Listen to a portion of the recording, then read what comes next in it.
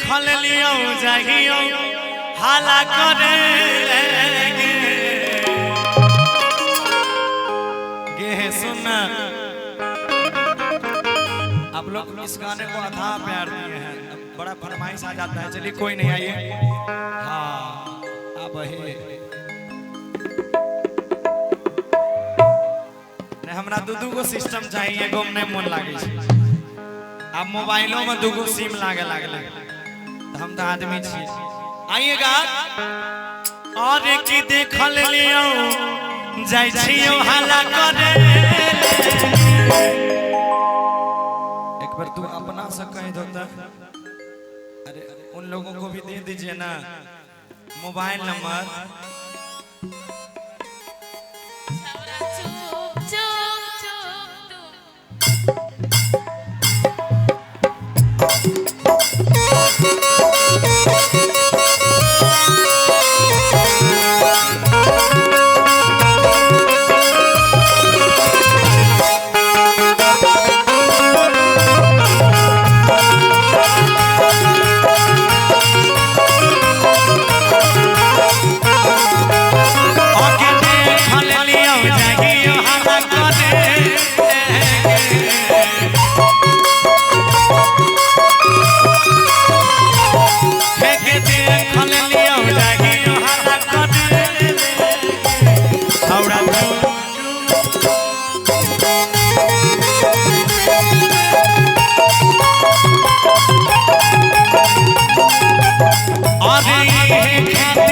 बच्ची कोचिंग पढ़े है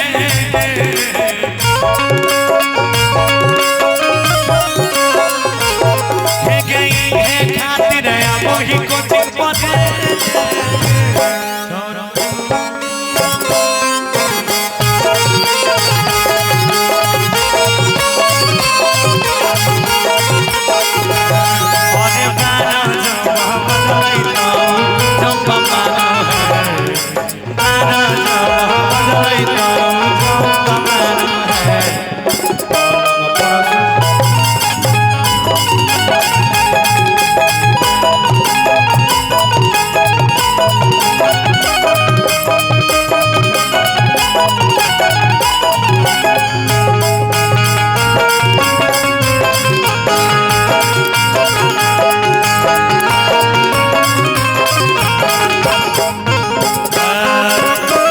शरम नहीं लागो हाथो करो ही ऐसा रमगे।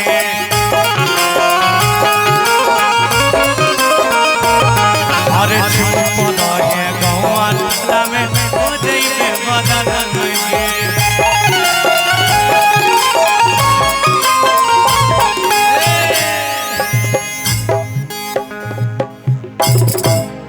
किला जो शरम नहीं लागे छो तोरा करई छी ऐसन काम गे।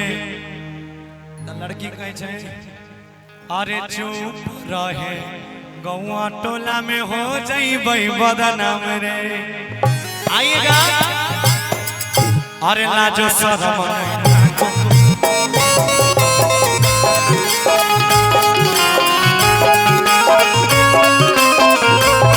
अरे चुप रहे गौआ टोला में हो जइबै बदनाम रे।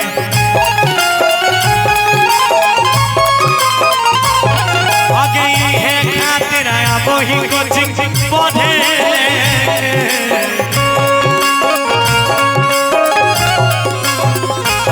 है गई